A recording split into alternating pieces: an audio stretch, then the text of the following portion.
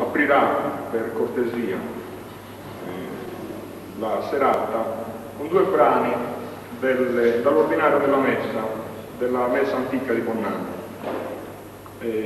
Questa messa antica di Bonnano è circa 50 anni che non viene cantata. E noi dobbiamo questo recupero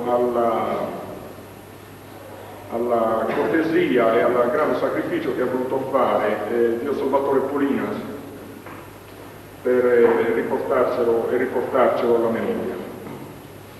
Abbiamo recuperato tutti i brani della messa e vi presentiamo i due più brevi per lasciare più spazio possibile poi agli altri cori. Iniziamo col Kyrie e poi il Santo.